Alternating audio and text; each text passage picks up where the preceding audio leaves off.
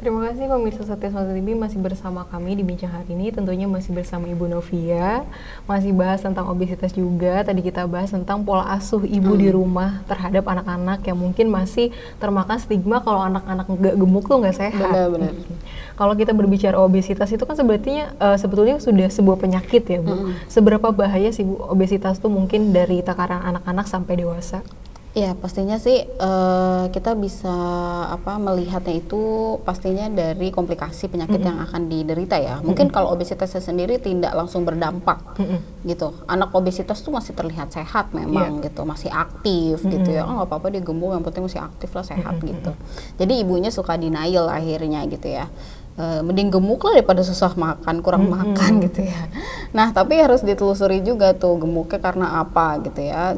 Mungkin ada pengaruh dari asupan yang tidak seimbang sebenarnya. Nah di sini kalau misalnya dampaknya nanti ke seterusnya gitu, pastinya nanti anak-anak ini lebih rentan untuk sakit gitu ya, karena ada silent disease sebenarnya di dalam tubuhnya yang tidak menunjukkan gejala gitu ya. Entah mungkin nanti kan ini ada lagi banyak kemarin itu kasus diabetes mellitus yang meningkat ya pada anak ya, sampai 70% gitu, yang menjadi panik deh semua emak-emak deh. Jadi itu bisa juga ditenggarai karena faktor obesitas pada anak gitu ya. Jadi anak-anak yang obesitas pastinya akan lebih rentan terkena penyakit diabetes mellitus dan penyakit jantung belum lagi gitu ya. Jadi itu sih yang harus dipahami ibu-ibu semua gitu. Yang penting anak itu kalau misalnya dalam grafik pertumbuhan masih normal, ya ibu tidak perlu khawatir gitu, dan tidak perlu didengar deh gitu ya omongan orang kalau misalnya memang kurang gemuk anaknya atau terlihat kurus gitu ya. Tapi selama dia masih di dalam grafik pertumbuhan yang normal, it's okay gitu, dan dia perkembangannya sesuai usia. Usia 11 bulan udah mulai bisa jalan gitu ya, itu nggak apa-apa gitu ya, nggak akan menghambat suatu apapun. Justru yang obesitas ini yang kadang anak-anaknya jadi kurang gerak loh ya, jadi kayak lebih berat bawa badannya gitu ya, jadi agak lebih lambat untuk dia cepat berjalan kayak gitu. Jadi itu sih yang harus dipahami juga untuk para orang tua. Untuk pencegahan dini mungkin Bu. Iya benar. Mumpung kita masih mungkin anak-anak yang masih kecil di rumah gitu kan, belum dewasa, karena mungkin kalau sudah obesitas di tingkat dewasa lebih sulit lagi. Iya pasti kayak gitu. Kalau misalnya anak-anak kan kita masih bisa arahkan ya untuk dia menyukai makanan yang lebih bergizi seimbang gitu. Jangan anak gemuk terus kita manjakan, akhirnya memberikan makanan yang salah gitu, tinggi kalori, tinggi gula, dan dia akan lebih menyukai itu nanti di masa dewasanya akan sulit untuk memilih makanan yang lebih sehat gitu. Itu dampaknya sih bisa seperti itu. Tapi kalau misalkan mungkin penurunan berat badan di angka dewasa juga jauh lebih sulitnya karena beberapa hal ya Bu ya. Metabolisme juga pasti kan sudah berubah ya, kalau di masa dewasa kan lebih lambat ya. Jadi pastinya kita nggak usah makan yang aneh-aneh juga kayaknya berat badan naik aja gitu ya. Jadi itu memang mempengaruhi sih kalau misalnya anak-anak udah terbiasa gemuk, apalagi ada faktor genetik gemuk gitu ya, nanti akan di masa dewasa ini dia akan sulit untuk turun gitu. Mungkin Bu dari segi gizi mungkin ya Bu, kalau misalkan ngelihat orang-orang dewasa yang sudah obesitas, bagaimana cara mereka untuk menyembuhkannya? Nah sebenarnya gini, treatment itu sih semua orang bisa lakukan ya, tapi kita balik lagi ke motivasi. Seseorang itu harus punya motivasi yang kuat, niat yang kuat untuk dia hidup lebih sehat. Saya senang banget ada satu artis, mungkin influencer juga saat ini ya, Sekoji ya. Dia aware gitu ya, mulai care dengan kesehatannya. Kita tahu kan sebelumnya beliau gemuk ya, lalu sekarang ini banyak mengupload konten terkait dengan pola hidup sehat, lebih aktif, lebih meningkatkan aktivitas fisik gitu. Nah di situ terus dia bikin satu konten apa yang melatar belakangi gitu ya. Ternyata dia melihat istrinya, melihat anaknya, itu menjadi motivasi terbesar dia untuk dia merubah pola hidupnya gitu. Jadi kita sebenarnya butuh motivasi dan niat yang kuat gitu ya, latar belakang yang kuat dulu untuk kita memulai memperbaiki nih obesitas, gaya hidup, pola hidup kita gitu. Sebenarnya itu sih yang diperlukan gitu. Setelah itu baru kita telusuri, kita cari informasi sebanyak-banyaknya apa yang kita butuhkan gitu kan, untuk melakukan diet apa yang tepat untuk kita seperti itu. Konsultasilah nanti mungkin ke ahli gizi, ke dokter spesialis gizi seperti itu. Jadi itu yang bisa menunjang kita sih. Kalau kemarin dari informasi yang beredar terkait laki-laki usia 40 sampai 50 tahun ini yang kena obesitas, kan sebetulnya katanya beliau sempat disarankan untuk diet, tapi di lingkungan sekitarnya tidak mendukung karena dikatakan diet itu katanya nggak makan. Ngapain diet itu nggak makan? Kenapa nih Bu? Kalau di Indonesia mungkin sebagian orang masih mengartikan diet itu sama sekali nggak makan dan membahayakan justru. Salah sebenarnya, salah banget. Karena di ilmu gizi sendiri, saya sebagai ahli gizi itu kita selalu bilang diet itu adalah pengaturan pola makan. Jadi diet itu tidak melulu tentang weight loss, tidak melulu tentang menghilangkan berat badan gitu ya, menurunkan berat badan, tapi juga bisa memperbaiki pola makan.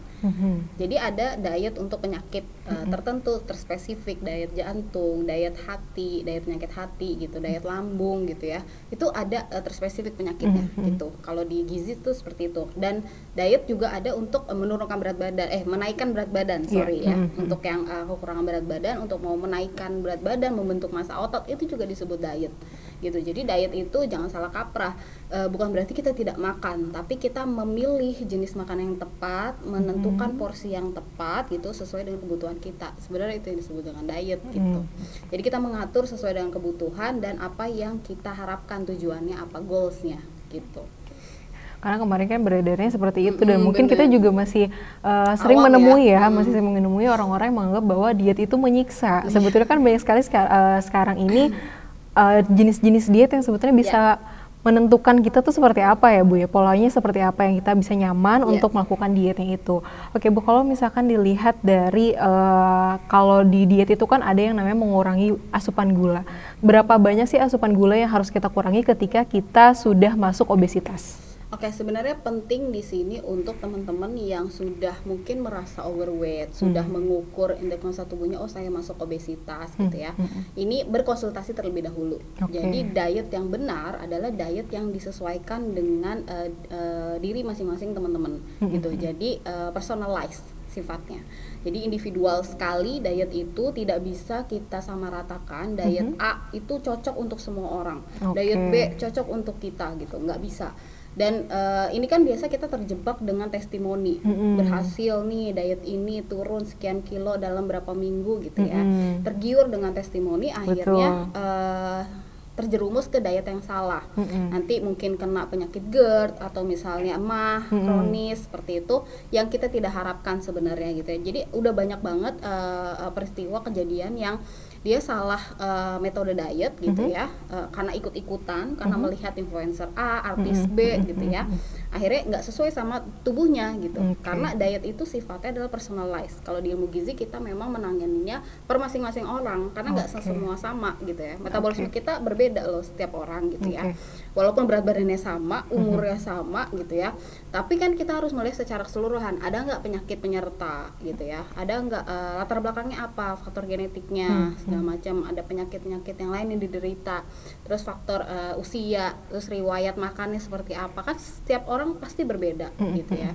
Itu yang harus kita dengan seksama sih gitu ya, harus diperhatikan dan konsultasi terlebih dahulu sebenarnya gitu. Tadi kan Ibu juga mengutip ceritanya Saikozi yang mungkin dia juga tertarik karena sadar akan kesehatan. Terus juga Ibu tadi bilang bahwa ada yang namanya diet sehat sesuai dengan porsi ideal tubuhnya seperti apa, bagaimana, karena itu sifatnya personalized. Tapi bagaimana dengan kita mungkin kaitan secara psikologis, ada yang namanya body Spotify. Orang-orang tuh bilangnya kita tuh nggak boleh loh ngejudge orang karena berat badan, itu pilihan dia, choice gitu kan, pilihannya dia. Tadi juga Ibu di belakang cerita kalau Ibu juga bikin buku yang mengatakan bahwa ternyata pola makan itu berkaitan dengan psikologis. Melihat itu bagaimana? Apakah itu juga menjadi sebuah toksik kepada Heri? Iya, sebenarnya gini sih ya, menarik. Saya juga banyak menemukan fenomena ini ya. Ada orang-orang yang begitu bangga dengan obesitasnya, begitu bangga dengan kegemukannya gitu ya. Mungkin ada satu dan lain hal dia sudah kenyang dibully gitu ya, jadi ya udah gue bangga aja gitu ya kan, ya inilah padanya gue gitu ya. Ya boleh sih kita melihat itu secara mindfulness, kita menerima tubuh kita dengan apa adanya gitu ya. Karena kalau kita berekspektasi lebih juga nanti dampaknya akan kurang baik gitu. Ada banyak eating disorder yang dialami seseorang itu karena memandang body image and body perception yang salah gitu. Jadi lebih cenderung negatif, dia selalu merasa gemuk padahal tubuhnya kurus, gitu kan. Padahal tubuhnya ideal, tapi dia selalu merasa gemuk. Akhirnya dia punya eating disorder. Dia kena anoreksia, dia kena bulimia, nervosa gitu ya. Karena mungkin body image-nya dia buruk gitu ya, negatif. Dia selalu memandang tubuhnya jelek gitu ya. Tapi body image ini kalau misalnya juga terlalu positif, over proud gitu ya, ini juga nggak baik gitu. Akhirnya nggak mau berubah gitu ya, nggak mau menerima masukan orang, saran orang gitu. Padahal itu juga baik untuk dirinya. Kesehatan itu baik untuk dirinya. Jadi sebenarnya ya segala sesuatu yang berlebihan itu tidaklah baik ya. Apabila kita terlalu over proud dengan kondisi kita, padahal kita harus berubah gitu ya. Harusnya kita bisa lebih sehat gitu. Ya udah, kita harus belajar lebih sehat. Saya lebih apresiasi influencer yang berani untuk merubah sesuatu yang dia tahu dan dia pahami itu salah gitu ya, dan menerima masukan gitu ya, dibandingkan yang jatuhnya kayak over proud terus memberikan dampak atau influence yang kurang baik sebenarnya untuk masyarakat kita gitu ya. Jadi dia terlalu bangga, terlalu ini, akhirnya nggak mau diet gitu ya. Ya udahlah, gue terima diri gue apa adanya gitu. Tapi juga ada yang terlalu merasa cemas dengan omongan orang, akhirnya dietnya salah juga gitu ya, malah kena eating disorder tadi gitu. Dua hal ini yang harus kita pelajari sih sebenarnya. Kita jangan di dua hal ini gitu, kita harus yang ya ideal aja gitu. Kita secara bertahap aja sih. Diet itu kan juga nggak harus selalu langsung punya target turun sekian gitu ya, terus kalau nggak turun stres gitu ya, nggak seperti itu gitu. Jadi semua itu kita bisa lakukan secara bertahap. Kita melihat perubahan yang diberikan tubuh kita, responnya seperti apa gitu ya. Itu yang disebut mindfulness body sebenarnya gitu. Jadi kita apa sih yang dibutuhkan oleh tubuh kita, itu yang kita rasakan dulu. Kita dengarkan tubuh kita tuh maunya seperti apa. Oh, diet ini ternyata saya nggak cocok, malah misalnya diare gitu kan. Kalau misalnya tuh udah kayak gini, oh kayaknya malah nggak cocok, rambut saya malah rontok gitu. Ya udah, coba kita telusuri. Makanya konsultasi itu malah penting ya. Jadi tentukan diet secara cocok untuk setiap kita gitu ya. Itulah yang terbaik sebenarnya gitu. Closing statementnya nih Bu.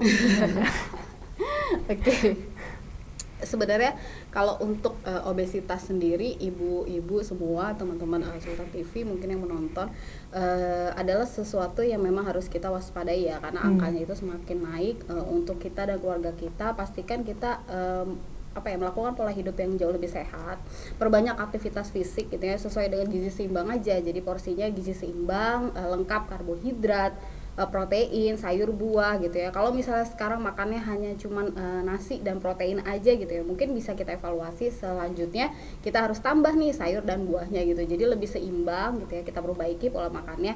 Bukan untuk kita gitu ya, bukan untuk siapa gitu ya, tapi untuk keluarga, suami dan anak-anak kita sebenarnya gitu. Kita kan mau membersamai mereka sampai mereka tua dan dewasa ya, gitu.